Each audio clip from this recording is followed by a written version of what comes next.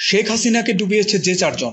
আওয়ামী লীগ সরকারের পতনের জন্য আত্মগোপনে থাকা কিছু আওয়ামী লীগ নেতা দলের অভ্যন্তরীণ একটি স্বার্থ গোষ্ঠীকে দায়ী করে বলেছেন, শেখ হাসিনা আমাদের কথা শোনেননি। এই গোষ্ঠীকে গ্যাং অফ ফোর বলে আখ্যায়িত করেন ওই নেতাদের একজন। তিনি বলেন, গোষ্ঠীটি শেখ হাসিনাকে বাস্তব অবস্থা বুঝতে দেয়নি। এই চার নেতা হলেন শেখ হাসিনার ছেলে সজীব ওয়াজেদ জয়, বিনিয়োগ উপদেষ্টা সালমান এফ রহমান, আওয়ামী লীগের সাধারণ সম্পাদক ওবায়দুল কাদের ও সাবেক স্বরাষ্ট্রমন্ত্রী আসাদুজ্জামান খান কামাল। আওয়ামী লীগের ওই নেতা বলেন, চারজনের এই দল হাসিনা পতনের নেতৃত্ব দিয়েছে। এই ব্যক্তিদের ওপর তার অন্ধবিশ্বাস ছিল। তার যে সহজাত রাজনৈতিক প্রজ্ঞা ছিল তা তিনি তাদের কারণে হারিয়েছেন।